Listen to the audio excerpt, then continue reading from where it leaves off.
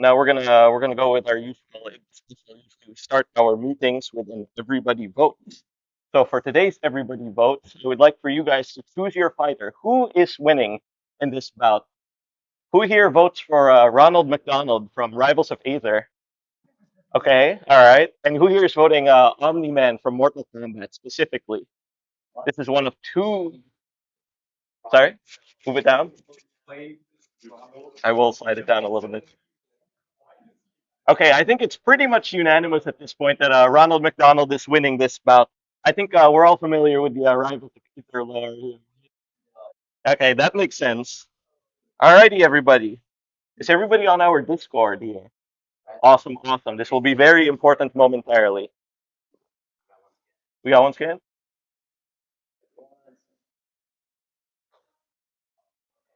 All right, all good. Awesome.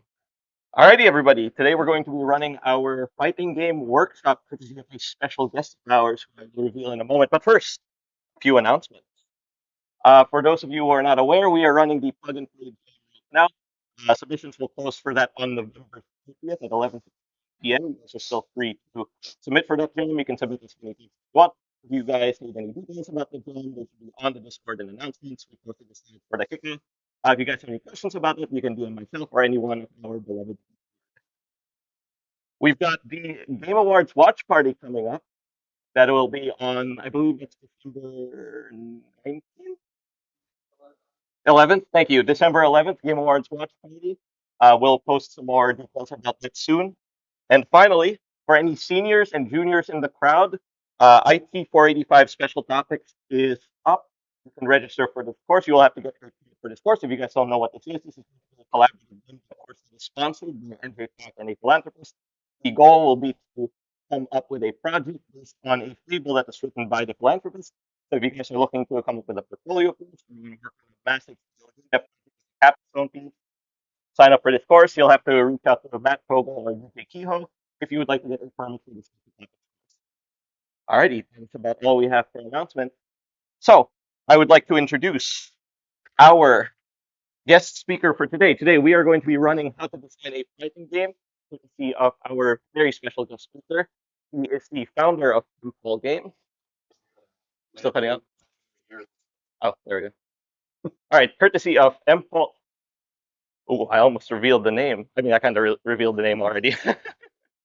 We have a guest speaker today to talk about how to design a fighting game. He is the founder of Paul Games, the studio behind Scramble, Heart City, and Tough Love Arena. Let's give it up for Paul Weeks.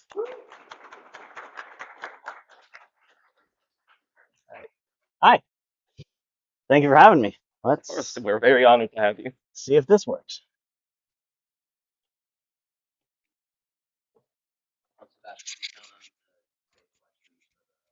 Oh, yeah.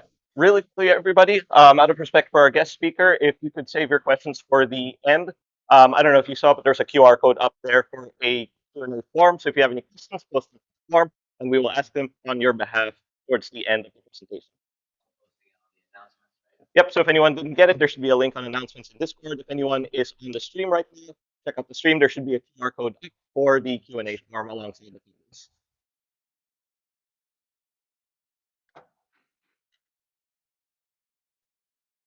Just a All right, moment. how we feeling today? We excited for some fighting game design? Woo! Who here is looking to? Sorry. We'll find out exactly what that means after today's workshop. That's exactly what we're here for today. Sorry. You will learn how to enable people to throw virtual hands by creating your own fighting game. Work. There we go. All right. good. All right. Hopefully, I think that should be on screen in a moment. Can everybody find the? Was everybody able to find the Q&A form? Okay. All right. Awesome. Yeah. I think the. Let me try messing with the HDMI cable here. I know this one's a little finicky. Can somebody check the HDMI panel back there? Nothing on your end, right? It is recognizing it's plugged in. Okay, So that's really interesting. It should be mirrored at this point. try a different dongle.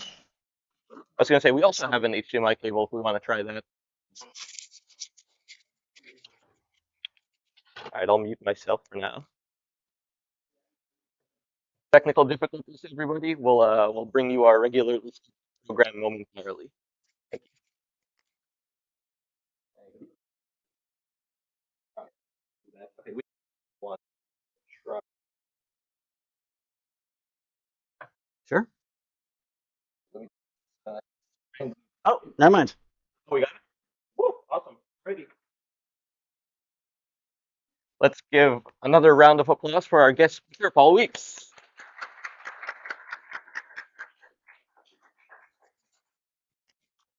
Just to make sure Discord stream is still okay. All right. Welcome everyone.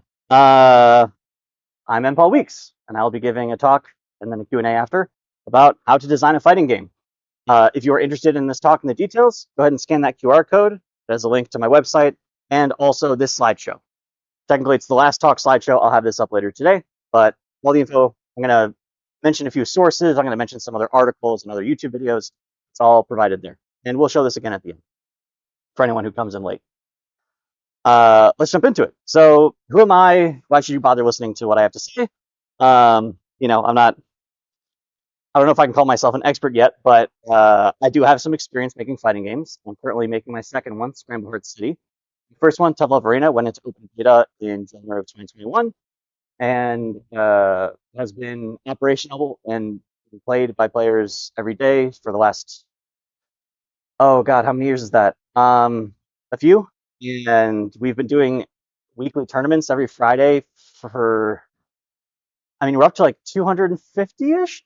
So we have a tight Fortnite community that's still playing, and based on my analytics, still a lot of students who play it during the day because our player base tanks during the summer. But that's been going great, and now I've started on this new one. I heard some people in the pre-show have some recognition for Rivals of Aether.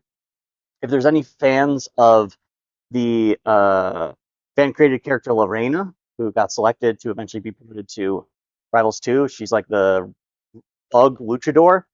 The two artists who made Lorena are actually working on Scramble Heart with me. So some shared DNA there. I've also exhibited at a bunch of cons, given talks like this before. I was on stage at Evo talking to the Cannon brothers, who work at Riot and own Evo. We're not friends, but I have at least been adjacent to important people. So that's my claim to fame. What you can expect today is we'll do a quick overview of building blocks of fighting games just to establish some shared vocabulary. I don't know how intimate you are with game design up to this point. I don't want to make any assumptions, so some of this may be a review. We'll go through some gameplay design for the genre, talk about balancing, some best practices, and then QA. And to clarify, when we talk about 2D fighting games, we're talking about games that look like this, not like this. This is different. This is 2D, and this is 3D. I know it's very obvious, but just to be clear, when we talk about 2D, we talk about gameplay that exists just on the two-dimensional plane, which describes almost every fighting game except for basically Tekken, Soul Calibur, platform fighters like Smash and Rivals, and like arena fighters where you're like over the shoulder, like Pokken or something. But any place where you're just moving left, right, up, down, that's a 2D fighter. A lot of the stuff I'll talk about still applies to 3D fighters and plat fighters. Sometimes the metaphor is a little strange. So this talk is focusing on 2D, but a lot of it is transferable. So let's go into building blocks. To get a little technical to start, but this is the best term for it, think of a fighting game character as a finite state machine. Meaning that there's a finite number of states they can be. They're only ever one state at a time. They can have stuff like momentum, they can have properties of damage, but when you're thinking about designing the character, they're only ever doing one thing. A lot of your job as a designer is describing what those possible states are and what the relationships between them are. So very obviously, from standing, you can go into punching, you can go into blocking, you can go into crouching. You can't go into an air attack. You have to jump first. And then while you're airborne, you could do an air attack. And likewise, there isn't such a thing as running and attacking. You have a running attack. You get to from the running state. So if anything ever seems like confusing, or when you want to really strip it down, you're just defining a handful of these actions. What does my punch look like? What does my running attack look like? And you go from there. And you can always think of it as always should reset back to standing, or like recovering an air, or knockdown, which will go back to standing. Hitboxes and hurtboxes. I like to describe fighting games as really just rectangles. I think they're simultaneously really easy to make and really hard to make. I think they're hard to make from like a design, game feel, enjoyment perspective, but from a like building blocks, physics, make your first game one-on-one perspective, they're very simple. It's the most basic collision you can have. Here on the screen, we have 3 types of boxes. These colors sometimes change in terms of what means what, but almost always a red box is the hit box. So this is the part where Jonah can hit someone else. Sorry, Joda. Where Joda can hit someone else with this little spike. The blue indicate his hurt boxes. Sometimes people call these hit boxes. We're going to be a little more specific in this talk. So hit box is where I'm hitting you. Hurt box is where I could be hurt. So anywhere in this blue box is his hurt box. And then this green is what we'd call the push box. The role of the push box is such that no 2 push boxes can ever overlap. This is what prevents characters from clipping into each other. So that's usually always tied to their body. The color of push box and hurt box vacillates based on designer. There doesn't seem to be an agreement. And all your job as a game designer is to say, for this state, the boxes go here, and then you just check, are the angry red boxes touching any blue boxes? That's fighting. Easy, right? Here it is in motion. So in this case, again, blue is the hurt box, green is the push box. You can see QB from Darkstalkers doing a little combo here. And you've got all this pretty animation, you've got this really expressive thing, but from a gameplay interaction standpoint, it's just boxes. Did her little red boxes touch one of the many blue boxes?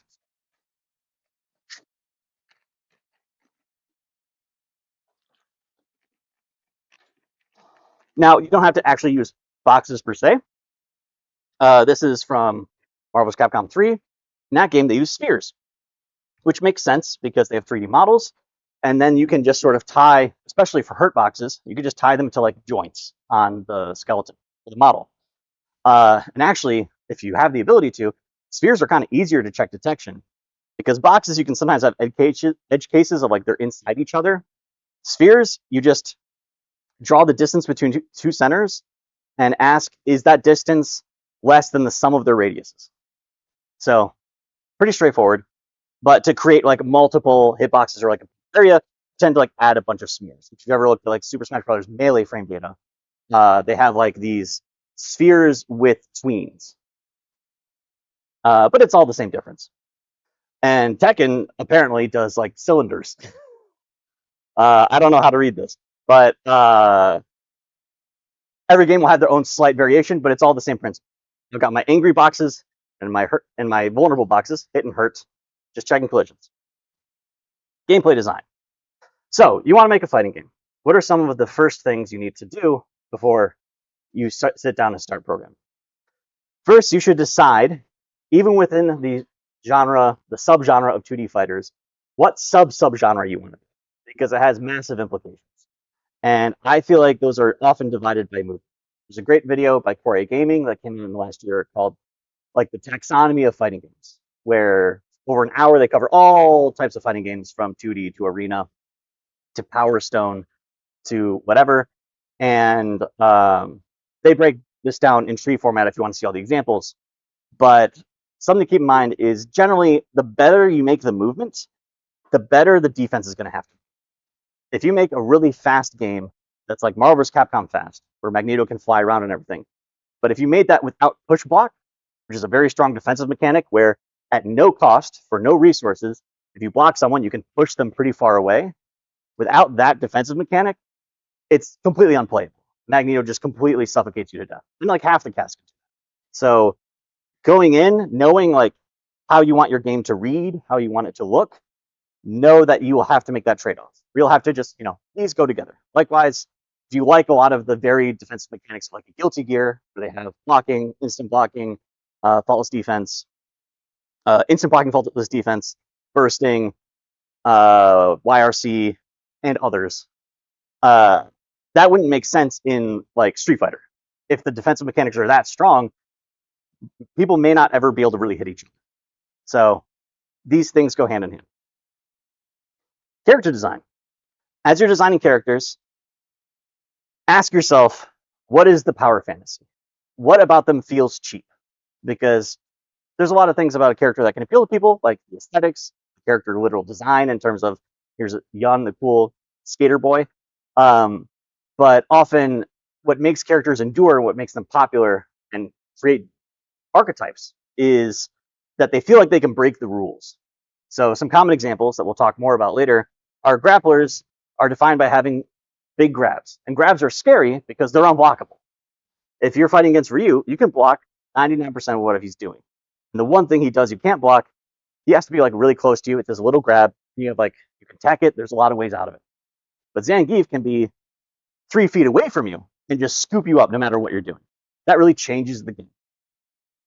So make sure, I think there can be a place for an all-rounder like Ryu, but you don't want to have a game of all-rounders. You want to make sure that the majority of your characters do something that feels cool.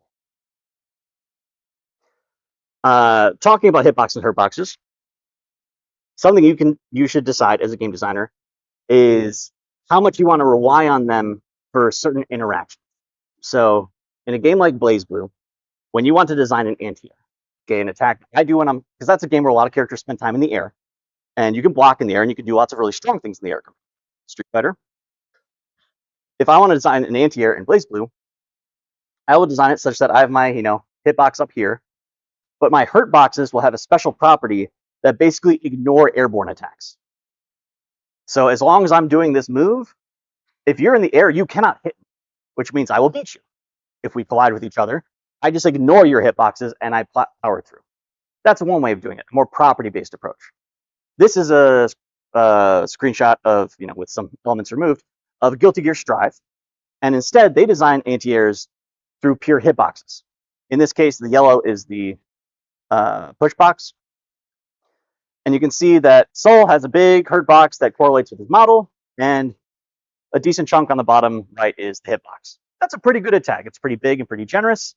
A lot of characters in Strive, hitboxes are contained inside their hurt boxes. So the fact that it's like not disjointed isn't too abnormal. But Bridget on the right, her hurt box is down her shins. She will basically ignore everything shins up for the middle of that attack when her yo-yo is above her head. Which then, in this interaction, if these two were to collide, Bridget can hit Soul, but Soul can't hit Bridget. This works, and some people, players and designers, prefer this rather than the really prescriptive, like this beats that, whereas this feels more like a natural interaction of systems. But this has trade-offs, because now, let's say Soul's just standing on the ground, and he has an attack where he punches like face level. That will also not hit Bridget, because she can only be hit by her shins. And so that might look a little weird. She's doing an anti-air, and she's just phasing through things that are like at chest level. Maybe that's good, maybe that's bad. It definitely defines the texture of all the Guilty Gear games. That characters will often have like strong grounded attacks that reach pretty far and hit sort of this area. And what Bridget's doing is a universal tool that everyone has, where they can just shrink their hurt box down to their shins and avoid those attacks. So it both beats airborne and certain standing pokes. Trade-offs. Combo design. I like to describe fighting games as actually two games.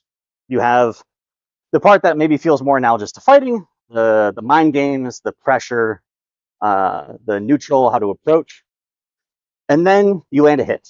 And at that point, it turns into a rhythm. There's a game designer named David Sirlin, love him or hate him. He's written a lot of really influential and smart literature about fighting games. And I think I listened to a podcast he did once where he called it baking a cake.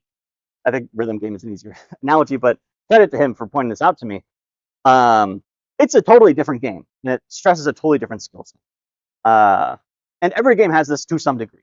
Even games with shorter combos, like Street Fighter 2, has combos. And you could be a player, and there's some characters that basically don't have combos. And you could play them so that you never have to learn how to do combos, because you're never losing anything by not having that skill. Whereas if you're better at playing the rhythm game than at playing your opponent, you can pick a character who's more defined by their combos. That's their strength, and explore that. I think there's pros because it gives you another avenue for skill expression. It also gives you a really tangible way to track your own internal progress and improvement. And I think that's very satisfying.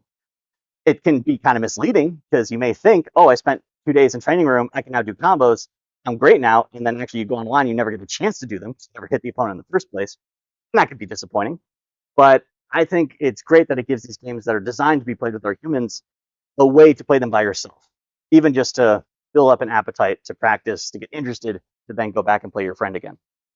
But real con, that's less game time where the other person is playing.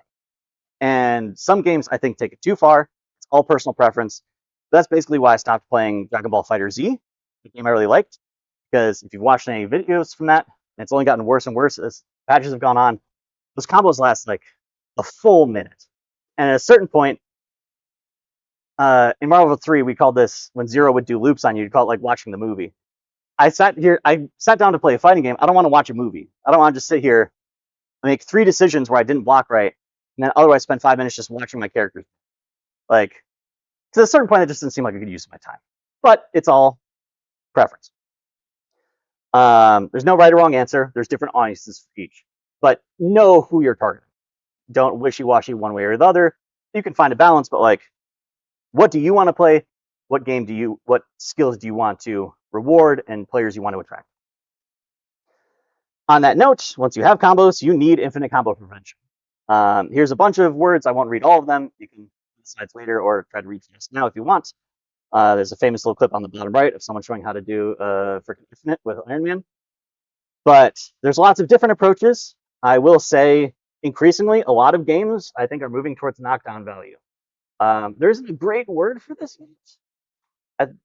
They may not call it knockdown value, but personally, I'm doing it Scramble Heart. There's a variant of it in 2xKO.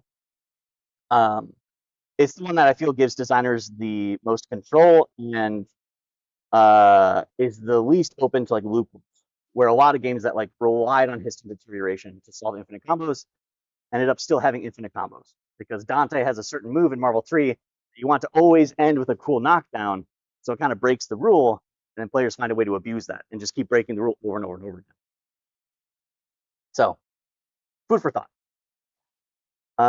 Balancing and just checking how are we doing on time. And when should we wrap up for Q&A?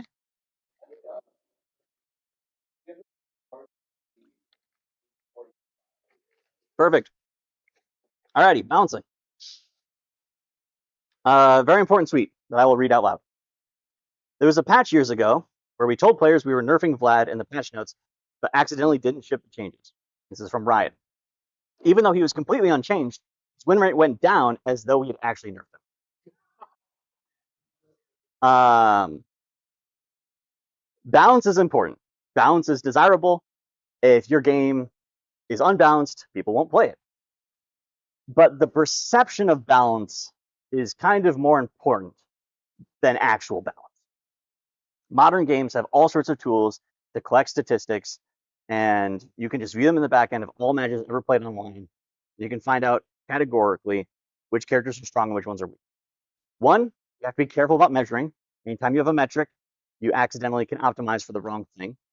Little anecdote. I had a fan site I made back when Street Fighter V launched, and everyone was excited before found out it wasn't fun. That would scrape CFN to get character stats. And that Ryu was terrible. He had like a 40% win rate, which is pretty bad. But then once I started filtering by rank, it turns out it's just that Ryu is a character a lot of beginners play, and beginners lose. So if you filtered by just like gold and above, Ryu had like a 52% win rate. So one, you should be careful about data. It could lead you to some bad assumptions, especially in like a team game where that can get more complicated.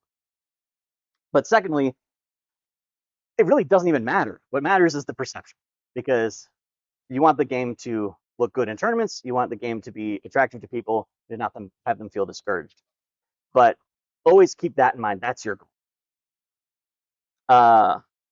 Second, what does balance mean? This is a real matchup chart for Street Fighter II Super Turbo from the perspective of E. the middle.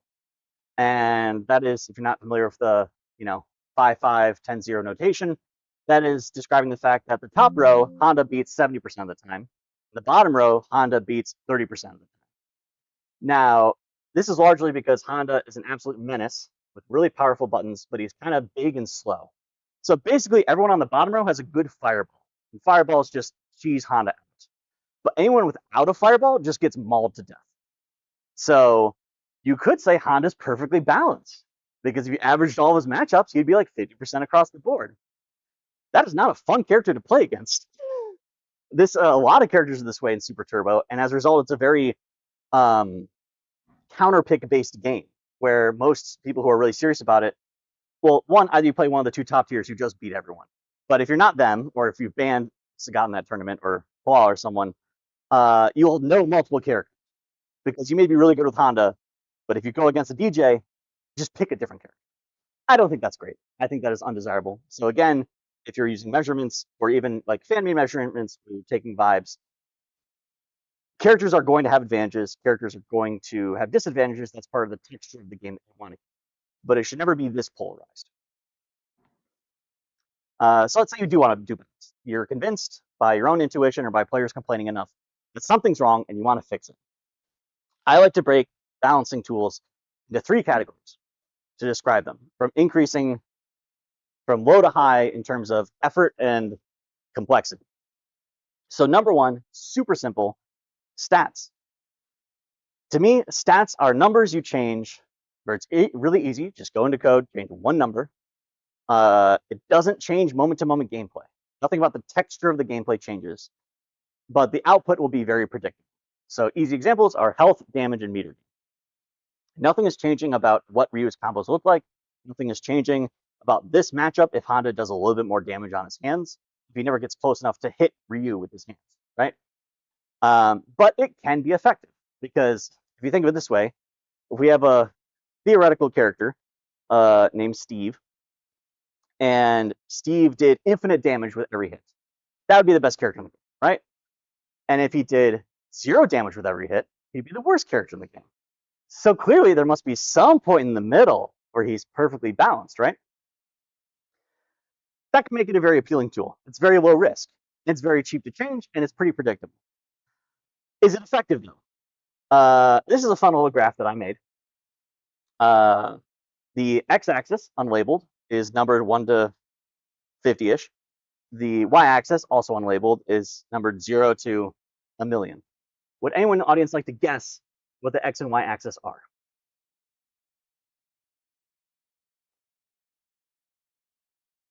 That'd be pretty hard. One clue. This is for Marvel vs. Capcom 3. Any takers? Character ID.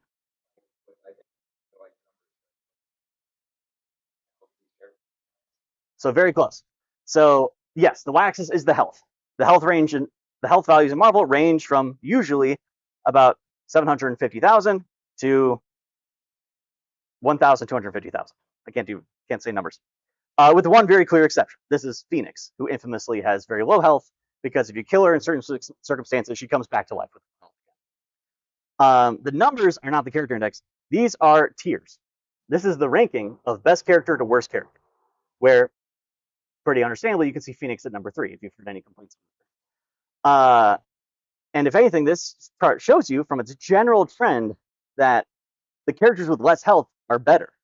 It doesn't matter that they have less health. They're better characters, Phoenix being an extreme example. But all these other ones, like, I think this is Zero. This might be Morgan or no, this is probably Virgil. And then up here you have Thor, who has the most health in the game. That doesn't help him. He's down at like number 40.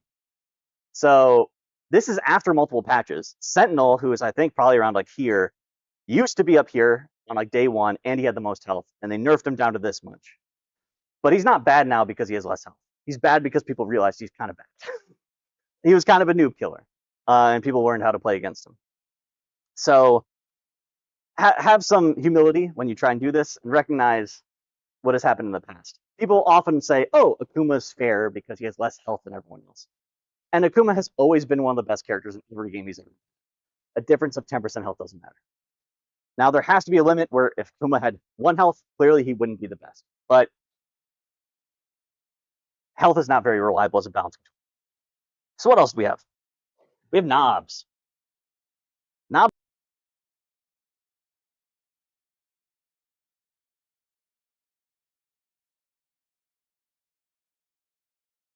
stats is they actually change gameplay.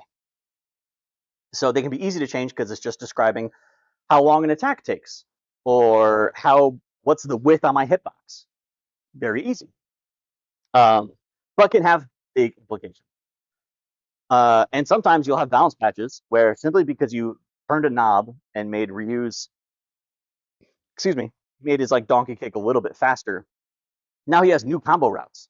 Now he can convert from a far light kick into a donkey kick and have brand new routes, and that feels like new content for players. That can excite them. Like, oh, I want to try out the new combos that Ryu has because you just changed one number. You didn't even like add anything new per se. Let's go back to hitboxes and hurtboxes. As we described in Guilty Gear, this is how they design anti-airs. They want anti-airs to be good. Bridget's anti-air works because Soul cannot hit her without being hit himself, right? But what happens if someone has a jumping hitbox that looks like this? Then the design behind anti-airs doesn't work so good. Now it's not a clean beat. And there could be situations where actually Ramlethal on the left could maybe hit Bridget, not get hit back herself. Now this can be intentional or unintentional, desirable or undesirable. And all it is changing the XY values and the width and height of certain boxes. But you could do this to make Ram better in the air or to make her harder to anti-air, right? We're going to talk very briefly about frame data. It's a big kind of boogeyman term, frame data, that people are intimidated by. I've learned in previous versions of this talk that I spent too long.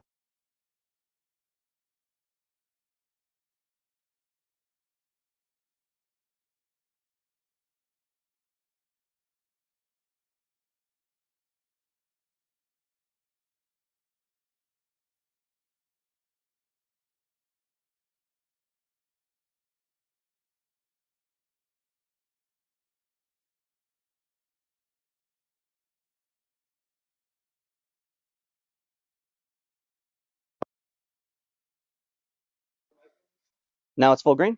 Test, test. All right. Should I back up at all, or are you good? Cool. The most important thing here is startup. So things take a different amount of time to come out. That's how you define a fast tech versus slow tech. How long do they spend doing the wind-up animation? In Guilty Gear Strive, this is, I think, from day one. This has probably changed.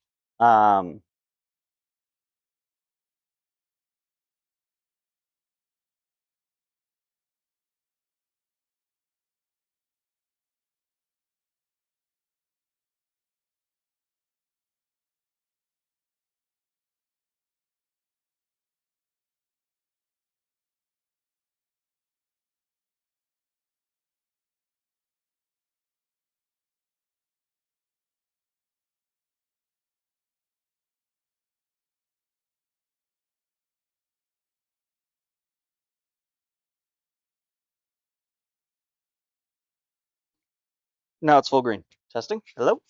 All right. So fastest attack per character. What this means, and so what are frames? Because we don't like to talk in milliseconds. Most fighting games run at a fixed 60 frames per second time step, which turns out to be effectively 16.6 repeating milliseconds per frame. So when we say something takes 5 frames to come out, that means if you were to step frames, and we can show this in my game, Rosie has this big overhead slash. And if we were to step it frame by frame, which you can see counted up here, this tiny little number, and it's not changing exactly every frame because it's 2D animation, so it's not that smooth, but it's like frame 1, 2, 3, 4, 5, 6, 7, 8, 9, 10, and then it hits, right? And so if we were to do, if I did this move, and the other Rosie did a slower attack that winds up longer and goes further, then as we step it through, I'm going to hit player 2 first because her attack was slower. Right? Makes sense. I hope it makes sense. So in this game, Soul's fastest attack the top guy, angry red guy. The protagonist of the series called Soul, bad guy. Wonderful game.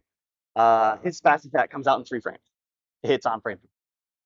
Whereas Anji, a beautiful nerd in the bottom left, his fast attack comes out in 6 frames. So if Soul and Anji are standing right next to each other, they both try and do their fastest attack, Soul will always win. And there's nothing Anji can do that's faster. Maybe Anji has like a super move that's invulnerable or has armor, so he could sort of like absorb Soul's attack and then hit him. But Soul has that advantage. Not all games do this, or don't have this big of a gap. And I think they may have closed this gap slightly over time, but I'm an expert on Strive recently. But this has huge matchup implications. This can be a way that you want to add flavor to your matchup. But I don't think it's necessary. If anything, it makes balancing certain tools really hard. If we think about like punishing, which has to do with the recovery aspect, there's the very obvious example, which is, so player 2's design is programmed to block everything, right? The classic punishable move is the uppercut. I do a big thing. If it were to hit them, then they fly up in the air with me and I can do extra stuff. But if they block it, I fall down helplessly. And you can see player 2's blocking it, but she recovers while I'm still up in the air. Now she can act freely, so she can hit me on the way down, and I can't block because I'm still in my uppercut state, right? I'm not yet at one of my more neutral states where I could switch to blocking.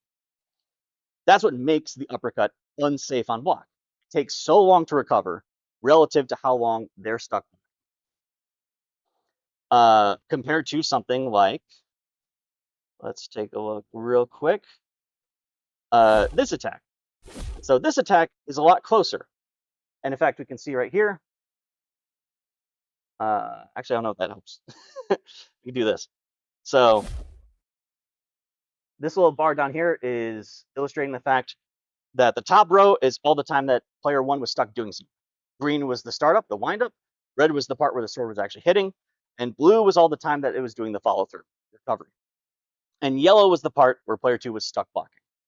You can see that player 2 finished blocking before player 1 finished attacking. So player 2 could act first.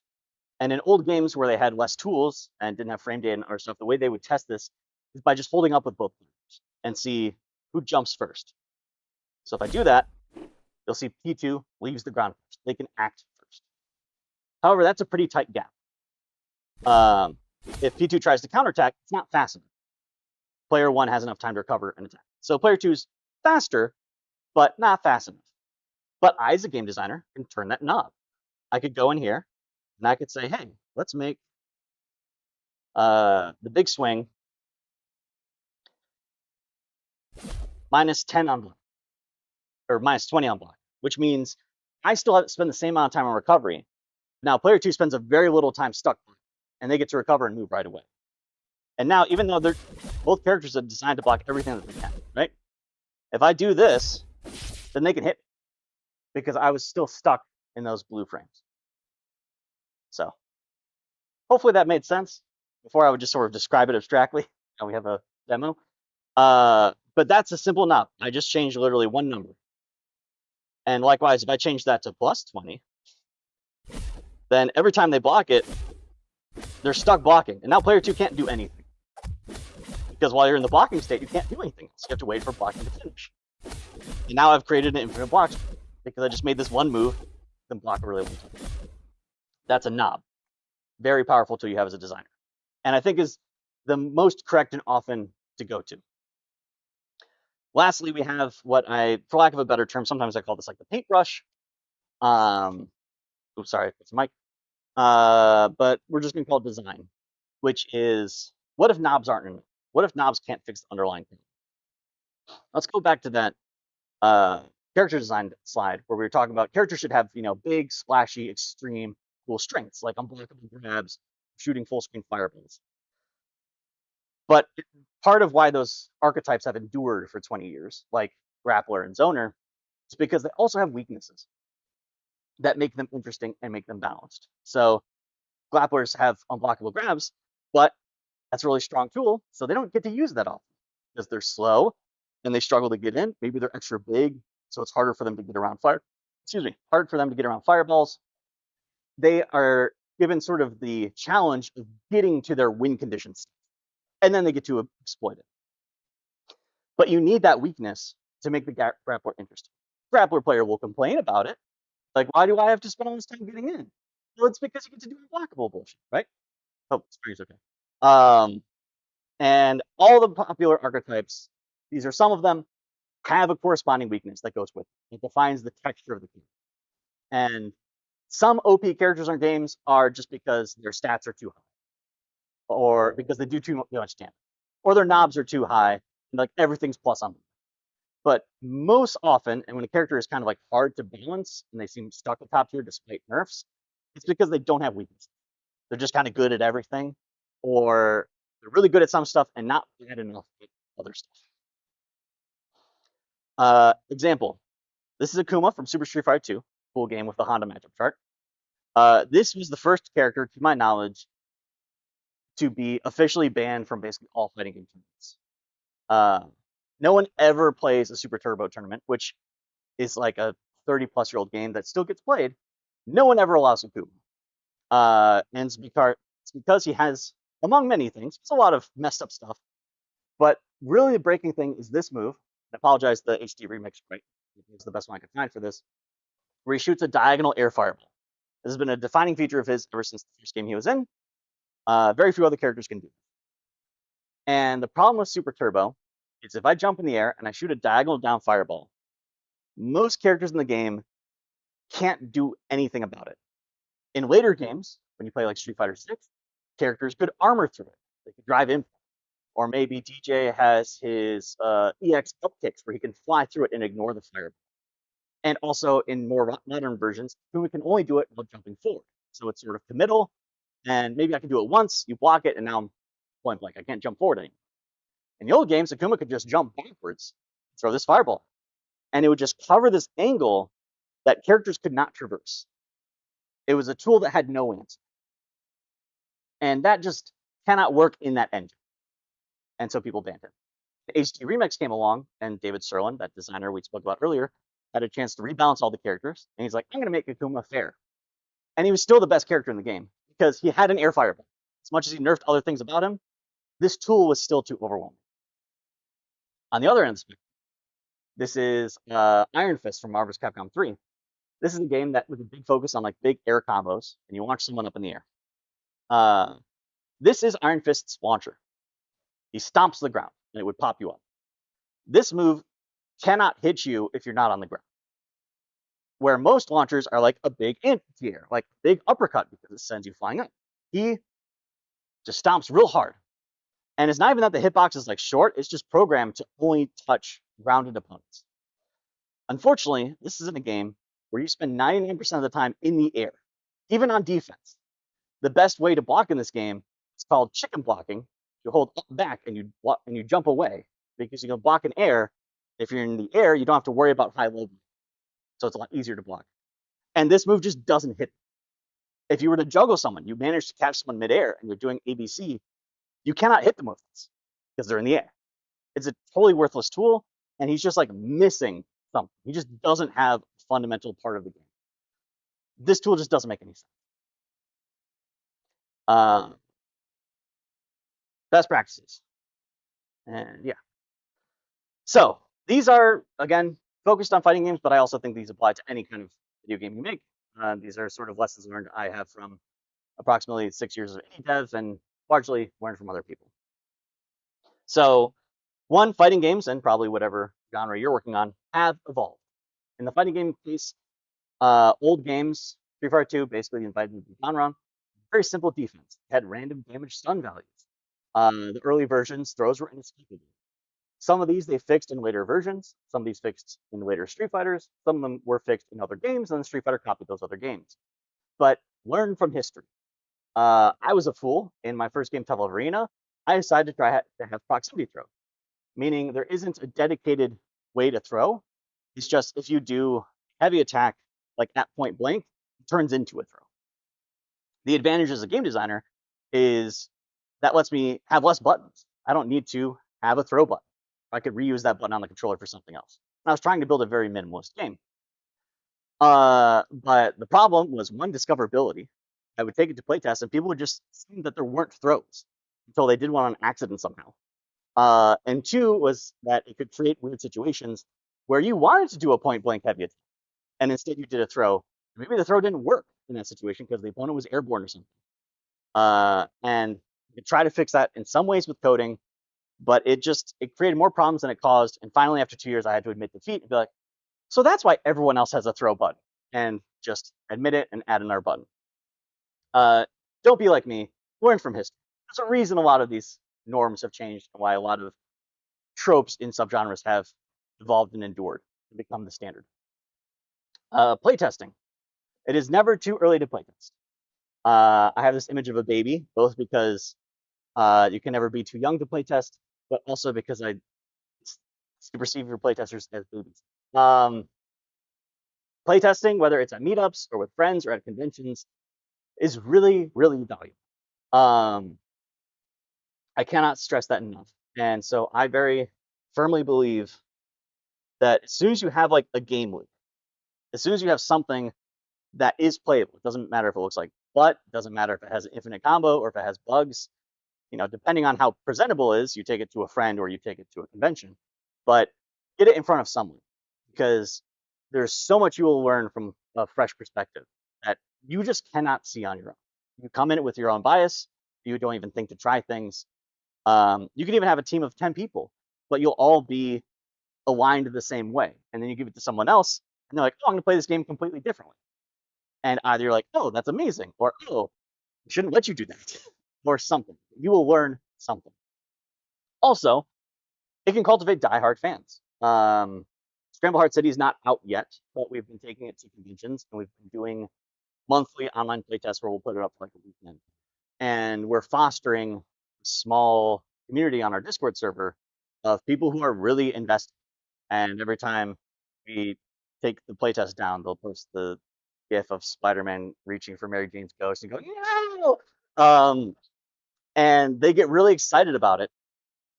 And these are people who not only will invest enough so they can start to show you like more advanced playtesting.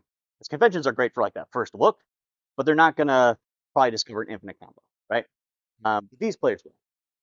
And also, purely, if you want to be purely like self-interested, they're going to provide a lot of free marketing. Like these are the fans who are going to go out and proselytize and go to random creators and be like, hey, you should do a video on Scramble Heart City, and get people into your game.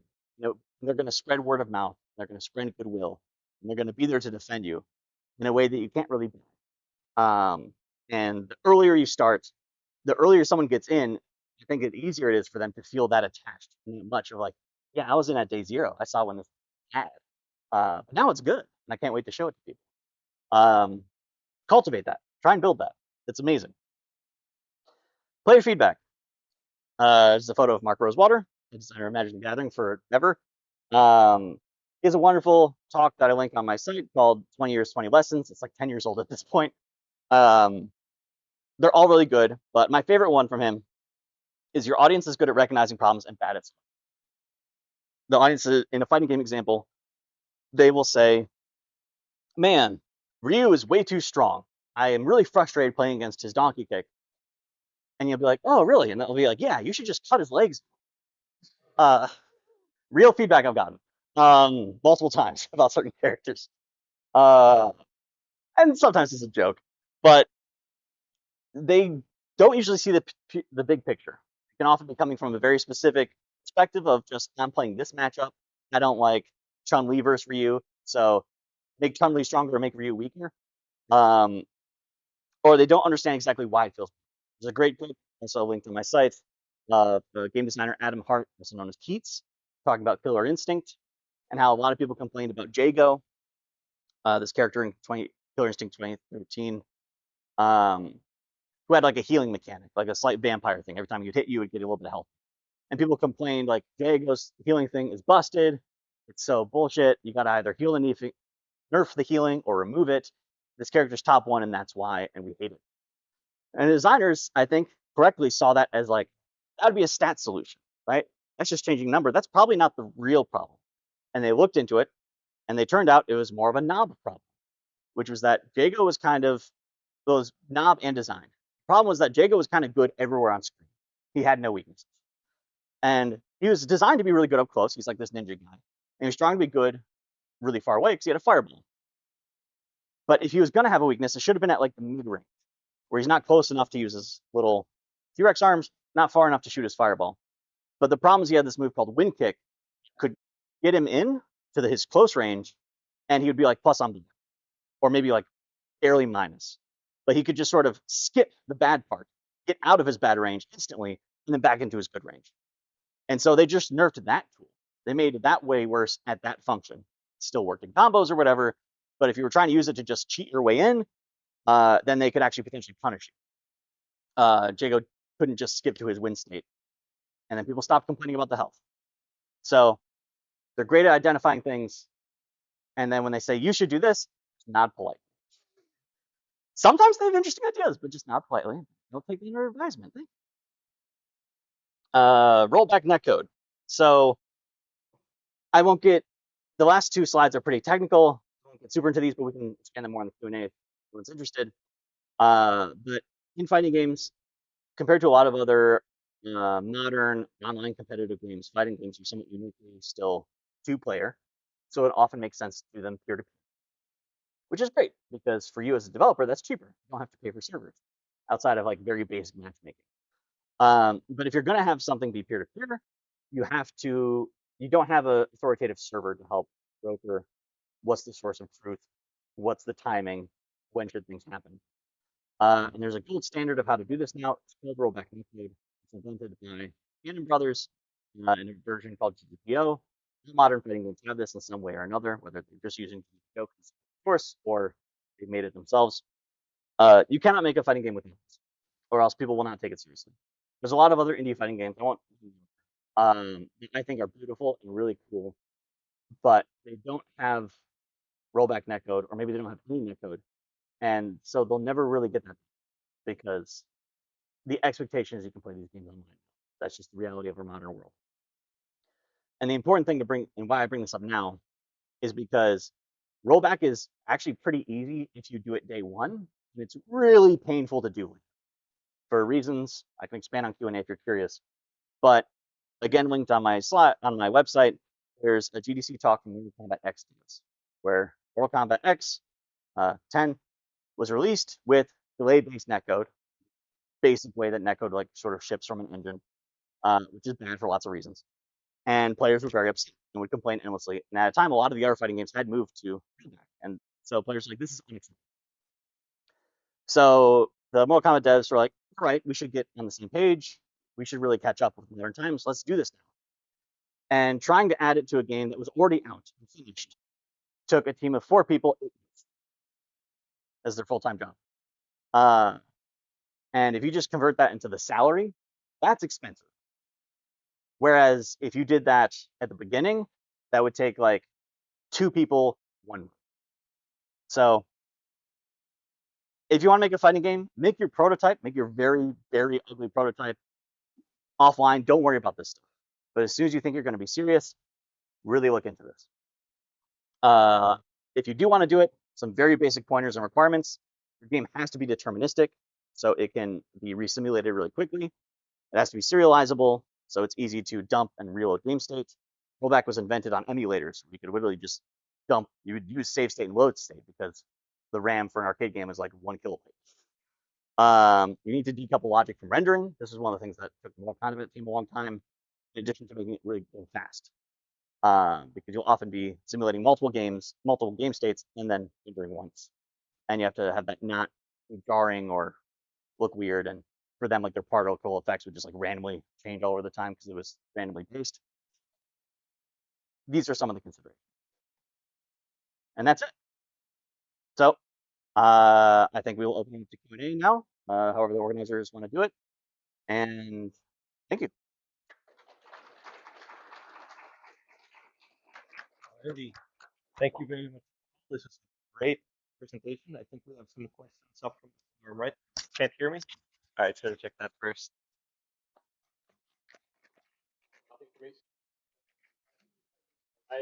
Yeah, here. You can talk into my chest. Hello, hello, everybody. I'm here now. Let's see. Hopefully, can you guys hear me?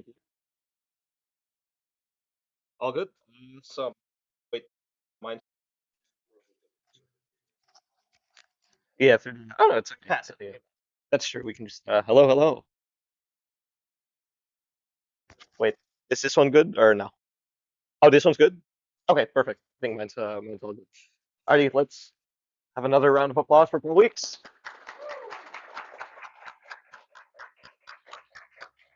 Alrighty, just a reminder.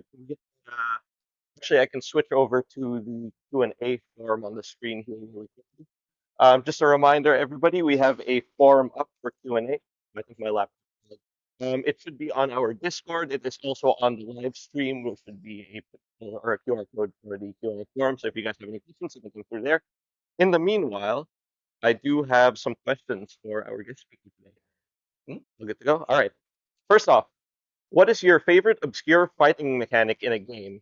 Like a custom combo, grooves, strikers, etc. Ooh. Oh, that's a good one. Sorry, what did you just call that? Like obscure mechanic? Yeah, obscure fighting mechanic. Oh my gosh. I'm thinking. Uh,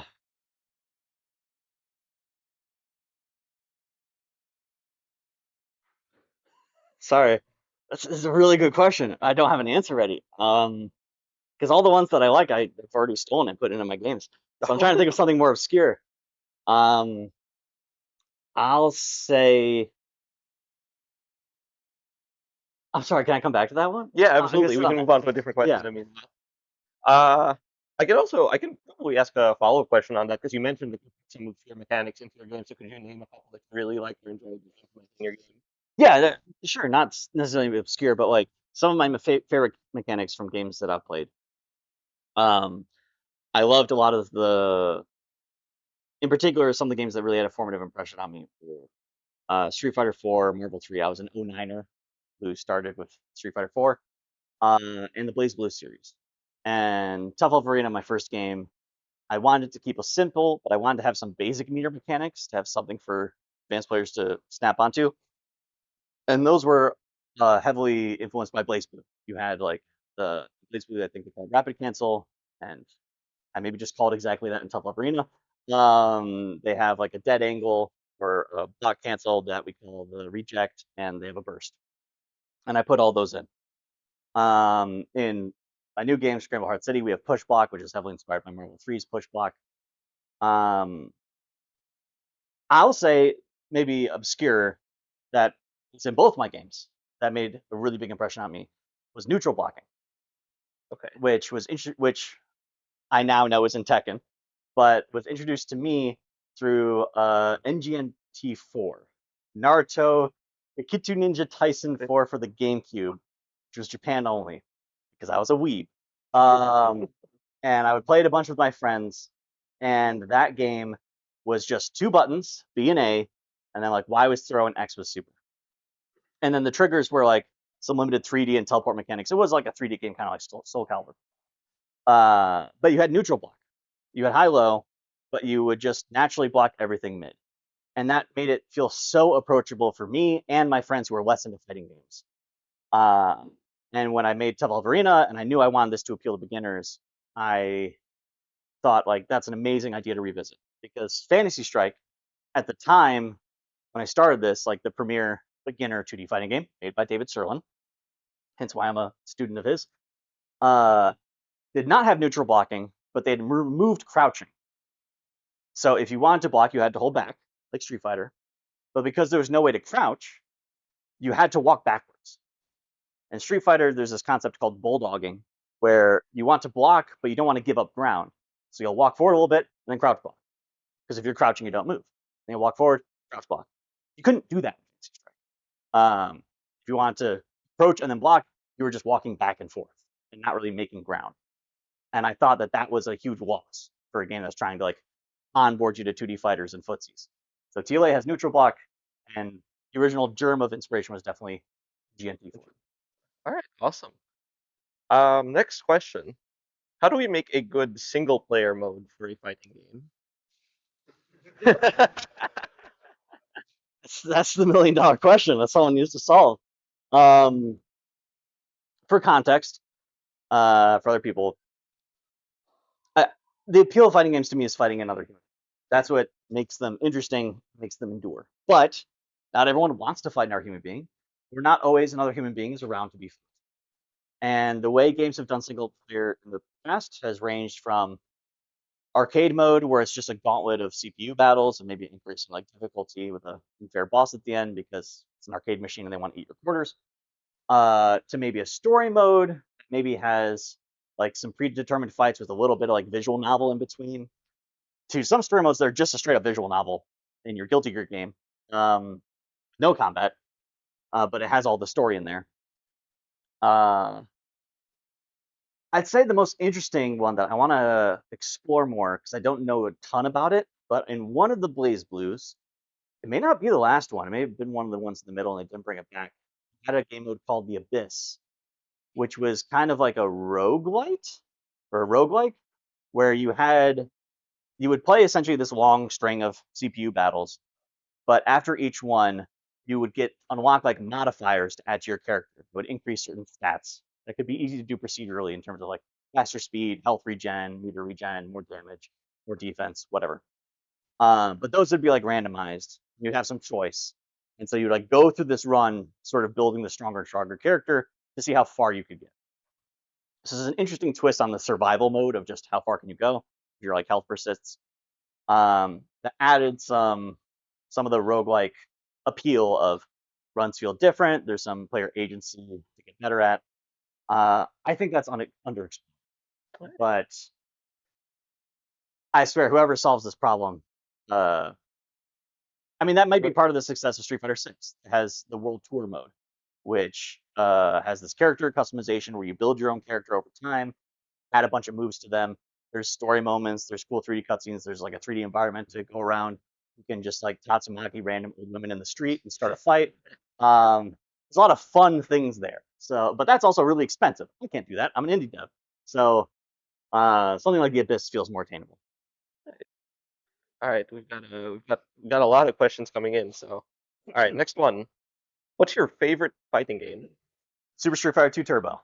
Awesome. Despite the Honda matchup chart and how unfun that game can be to play, I discovered it way later. Like, I played it as a kid, and I got into fighting games with Street Fighter 4. And then I found this. I live in Brooklyn now, but for a while I lived in Manhattan. And there was a now defunct retro video game store called 8-Bit and Up in the East Village. And it was on my walk home from my corporate job to my apartment. And I'd swing by like 3 times a week.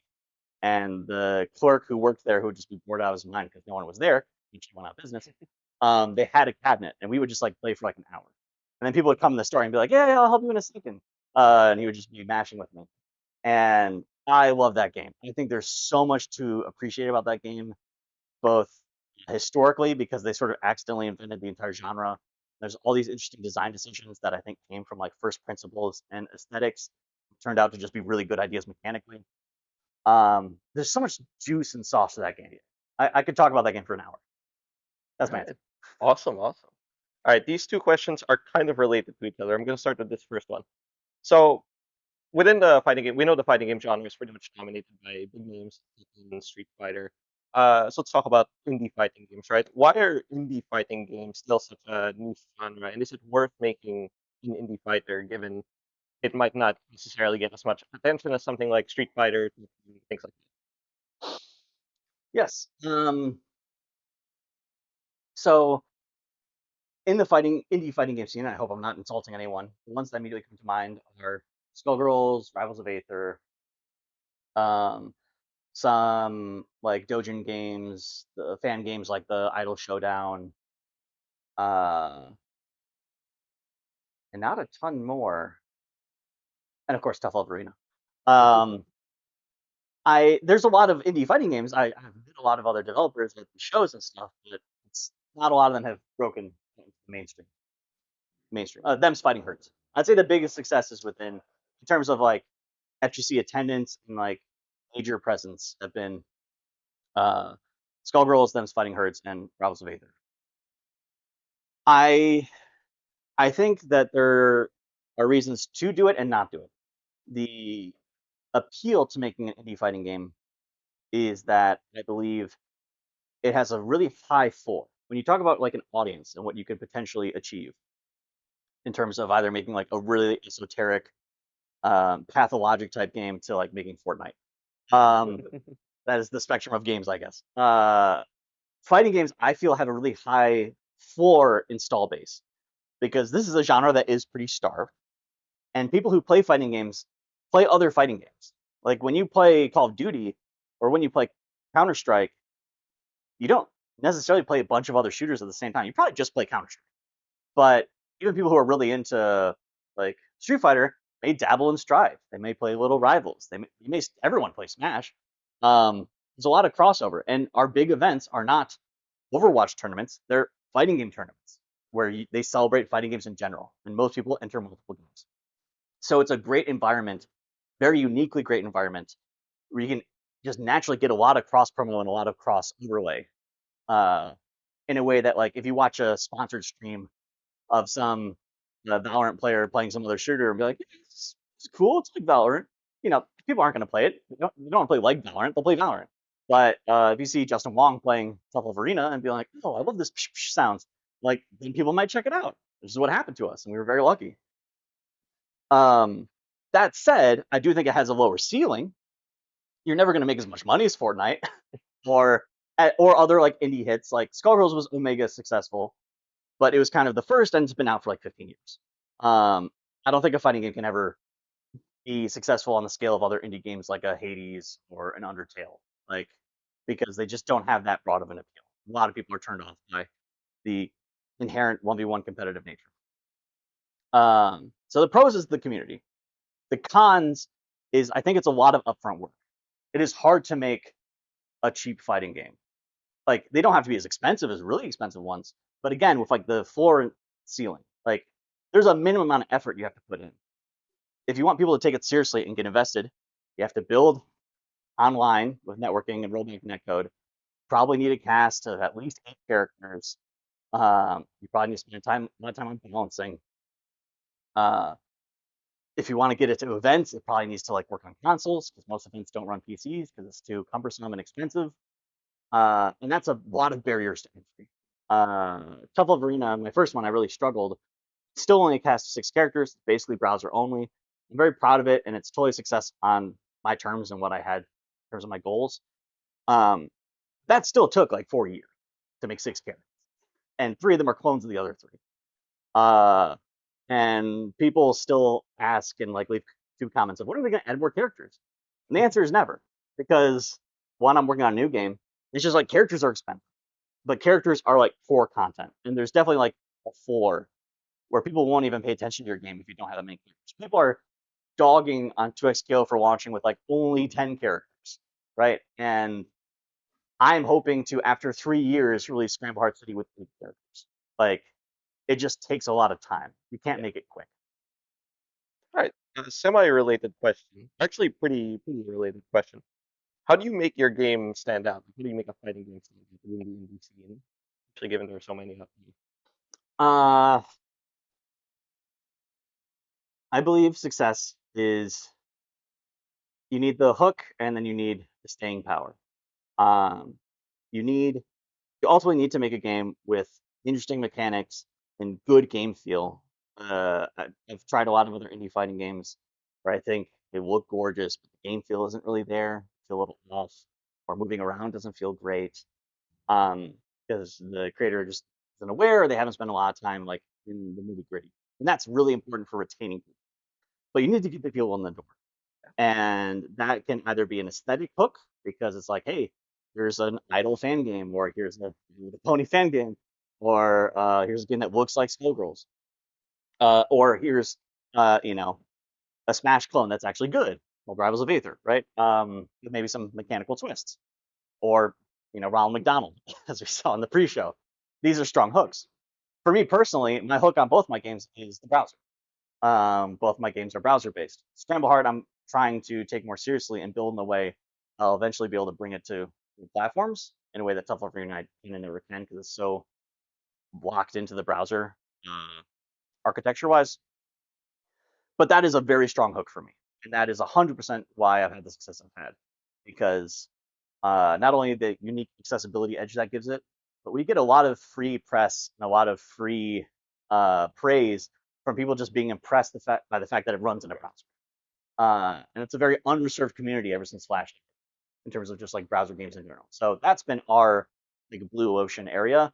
But I wouldn't recommend you make a game in a browser, especially a multiplayer real-time action game. Terrible decision. I could talk more about it later if you want, about all the many problems I've had. Uh, but yeah, you have to find your hook to get them in. So actually related to the browser point, we did get a question earlier. Were there any unique challenges you faced when designing a fighting game for a web browser? When deciding, or I guess unique Designing. challenges, I decided to make Tough Love for a browser uh, primarily because at the time that's what I knew. My tool set was browser. I worked full time as a full stack web developer for different web companies in New York City. A few startups, a few big ones. And I'd already made some like little visualizer tools in browser. They're kind of embarrassing, but if you want to find them at like mpaulweeks.com, it's a little like Pac-Man, but it's Polnareff running away from Iggy in a toilet.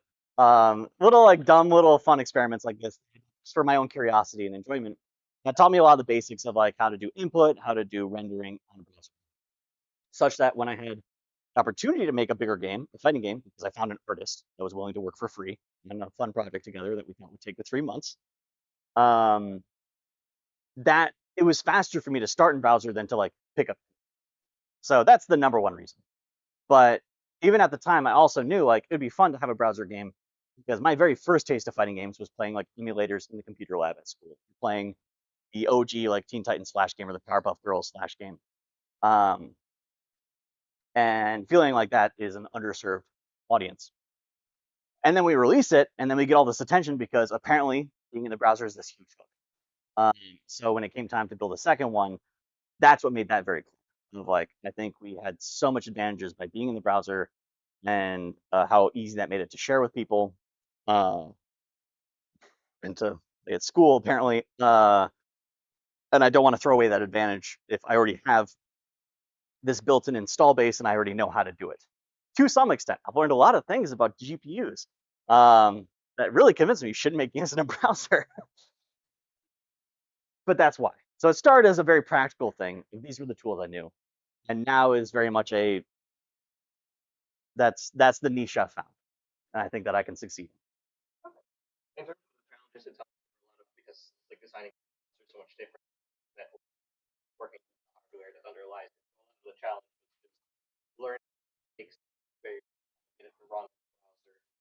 Yeah, to make a very long story short, the problem with the browser is you're running it in JavaScript, you're running it in a hostile environment that has a lot of protections due to ages of security incidents. Like when you ask JavaScript what time it is, sometimes it lies to you, because that was used in something called the Heartbleed exploit, whereby constantly you would like have some malicious JavaScript from an ad, and constantly ask what time it was, and from that they could like determine some information about the machine you were running on based on how it responded.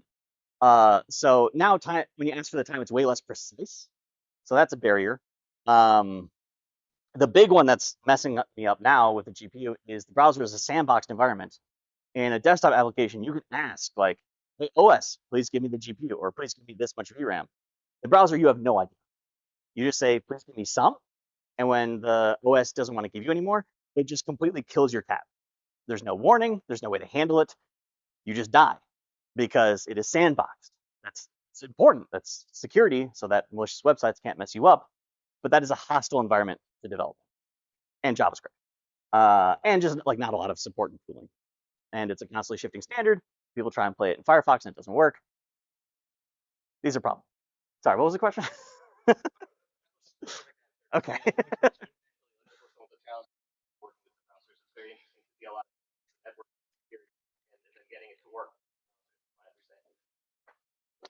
Let's talk a little bit more about your games. Top Love Arena and Scramble Heart City both have a large theme of love. So what do you make love your fighting? That's a good question. I don't have a very interesting answer. Tough Love Arena was this collaboration with this artist, Amy Shu, uh, where I wanted to make a game, they wanted to make a game. So I was like, I'm just grateful for any art. I just need a guy that looks like this. Go nuts. And so they came up with the character designs of these kind of featureless. Some people interpret them as like being like Play-Doh people, but just like these featureless characters. Uh, and in that, when we knew we were going to do like these clone characters to save on art, where you can see that beef and pork are similar, the two cat boys and the two lanky guys, noodle and rice and garlic and onion. In order to help differentiate them, especially before they got all the accoutrement of like the different hats and stuff that came later, was the little undertale heart in the center and then having it reversed for the evil clone. So that was the aesthetic that Amy chose. And we already knew it was going to be kind of cute. And then when we tried to pick a name months later, it's like, let's build off the heart motif. Scramble Heart City was much less intentional. This was, we were trying to come up with a 3-word name. I agonized over it for a really long time. But we had to like pick a name by a certain deadline because we were going to exhibit at AnimeNYC and we wanted to print signage. And up until that point, we've just been calling it like Tough Love Tag or Entitled Game. But I wanted to have a nice sign to print out, and it takes time. So we were like thinking like, what's going to be a unique URL we can grab because it's a browser game. It's a name that like has a unique abbreviation because people are going to talk about this game on Reddit, and if we call it, you know, Scramble Grow, then it's going to be SG. That's going to collide with Skullgirls. Can't do SG. Can't do BB, GG, SF, TK, SC. There's like so many that are taken, right? And I liked the Scramble and I liked the city, and we kind of settled on Heart to indicate the lighter tone and as a kind of nod to my first game. So the first one is much more Heart aesthetic. The second one is kind of just there in the name, and it helps along with the word Scramble indicate the lighter tone, but it's not Heart themed per se. Cool. I think for maybe one or two more questions. Uh, Interesting question for general. Explain about advertising and growing. Ooh, okay. So Tough Love Arena had no budget. It was again supposed to be just something that me and Amy did for fun for 3 months and then ballooned. We worked on it for a year. Was like, oh my god, we're so far from done, but we're tired of work. I'd hate to put another year into this and then like no one ever plays it. So let's just release it as it is now, see if there's any interest. And there was, wonderfully. Um, but aside from like traveling and like making some merch that then we sold for a small margin at these events, we never really put money into Tough Love Arena from that perspective. Aside from we hired a composer and we hired a lawyer at one point for like the EULA, but that was it. All of the advertising for it, all the marketing was purely word of mouth, and then I think both the culture of fighting games and then the strong hook of it being a browser game gave it a lot of novelty. So a lot of fighting game YouTubers like Sajam and Justin Wong and people from Panda Global back when it existed, um, Wooly from Super Best Friends did videos on it. Um, they're like a full in depth or just talked about it for 10 minutes because they're like, did you hear about there's a game, browser game, a fighting game that you can play on the browser. You can play it, and also like, at launch was you can play it on your phone. And like, like you can play it while pooping. That was like a big part of the narrative in the first month.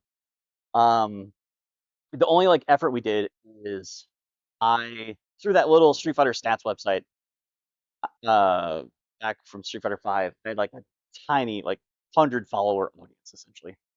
And I knew Ultra David, not super well, but he's a commentator for Street Fighter and a lawyer in his day job. And I had consulted him back when I made the stat website in 2016, being like, am I going to get sued by Capcom? And then I consulted him for the EULA. So I was like, hey, it's a courtesy, because he was nice. Like, we're going live today. There's a tweet. Can you just retweet this? Like, no effort. I'm trying to give you as little to do as possible. Just say like, hey, I worked on this. Here it is.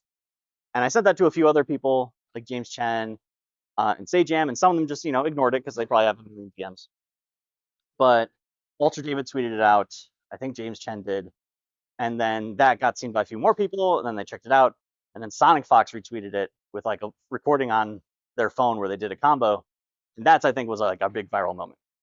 So if I can learn anything from that, it's like having a little bit of pre-established connections, having the strong hook, and I really tried to like reduce the barrier to entry. Tried to give them as little to do as possible. Like all you have to do is like click the retweet button. I'm not asking you to do a big testimonial or anything.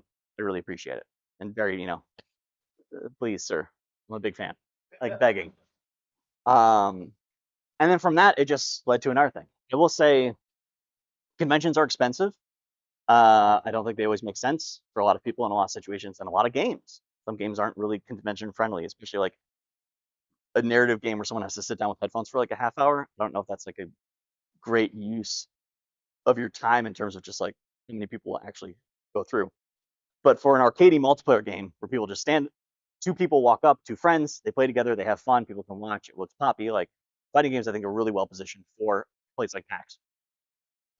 And going to those, I networked with other people, or I'd get like random interviews from people who were just walking around the floor looking for interesting things. So there were areas where I tried to try to put myself in an opportunity to get free marketing. That's sort of how I did it.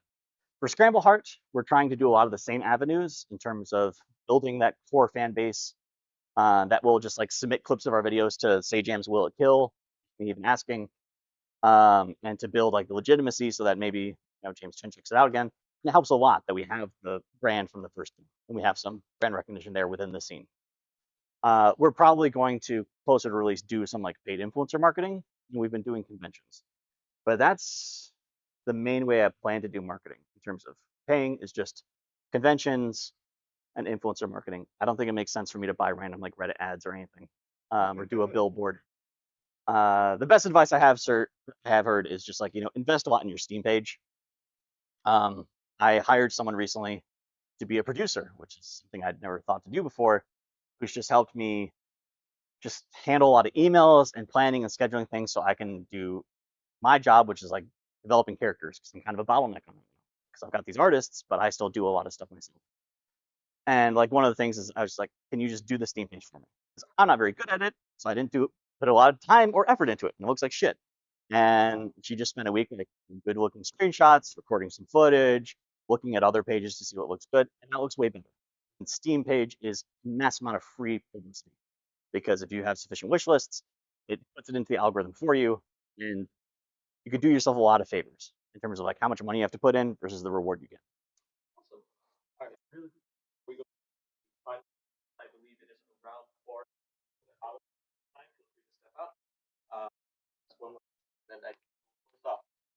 And I'll be around until like 4:30, milling around if anyone wants to talk after the fact.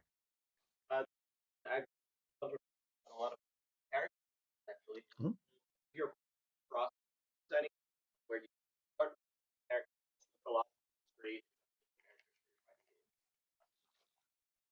That's a good but very open-ended question. I will say what I can think to say is for Scramble Heart, I can say it's been a very collaborative process with my main animator, Savvy, who does both the character designs and the frame animation. I will usually approach him saying, I have like an archetype in mind. Hey, we need to have a zoner, or we need to have like a big guy with armor moves. I'm thinking this big body type. We could have like a big blunt weapon. Give me some ideas. And so Savvy will come back with like 3 sketches, and he'll have like a guy with a log, a guy with a pillar, and then one of them was this guy, Book, a guy with a big book. Hits you with a big book. And I was like, that's way better than the idea I had. Let's go with that. And then that inspired a bunch of other things down the road. We try to have a really iterative process. So I try to come in with a strong vision, so he doesn't have like the total blank page, and then just say like, this is the seed. Give me a few ideas, and I will select from those, and we'll just keep going from there. So we pick the character that way, outline the tools. We'll talk back and forth with that, and it helps that Savvy also plays fighting games, both Rivals of Aether and Strive. Whereas Amy did not play fighting games and it was a lot more sort of like one-sided and prescriptive, it really helps to have a creative partner who knows the genre and I can bounce ideas off of. And for moves, it'll be like, okay, we want to have some sort of, it's a launcher. It needs to have a hitbox roughly in this area. It needs to come out in 10 frames. So what motion will look good in terms of having enough time to get there for that, and maybe in character. And we'll iterate on that. The thing I most stress, for me, for both of my games, the end bottleneck will probably be art, because I'm making 2D games. It just takes a long time to draw these sprites. So I try to waste as little art as possible. And I do that by just being really strategic. So we are, for example, these characters are black and white, right? So Harmony on the right, like right now, her walking is just like a single frame. That's fine. And for attacks, maybe we'll define like a few keyframes. We'll reuse a few things, but we'll do that just to like get down the functionality. And then we'll play test like, is this a fun button? Do people like playing with this? Does this work? And then if it does, then we'll go back and we'll clean it up. But in that meantime, while we're testing it, Savvy goes and works on something else. So it can be like first initial character designs. For attacks, it's just like, give me 3 drawings, like 1 for startup, 1 for active, 1 for recovery. I'll experiment with the durations. I'll experiment with the boxes. It may not match 1-to-1. We'll get, and we just go from there and try it. For this game, it helps because we have the lighter tone. We definitely default to things that we think are funny. It's like the rule of cool, but the rule of goofy, where like he has a book, he has a move where he reads the book, and it's like, this is trying to fight myself. Oh my god. Gotta. If you try to interrupt him reading the book, he squishes you in the book. And then we're like, wait, can we do more of that? And so what we want to do going forward is that if you get hit by that, you get flattened into a page. So we just did that for her as like a proof of concept. So far, we're liking the idea. Now we'll go back, do 1 frame for every character, and then color them. Yeah.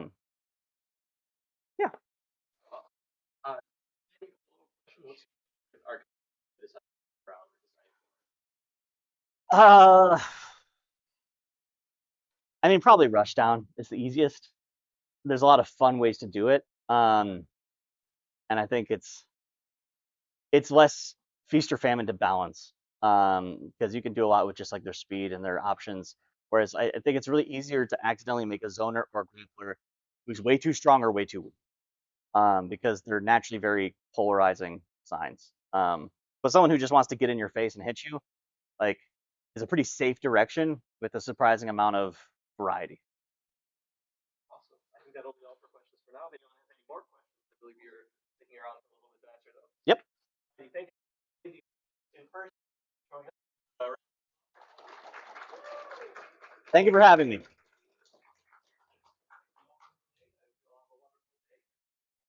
That's this workshop. Thank you.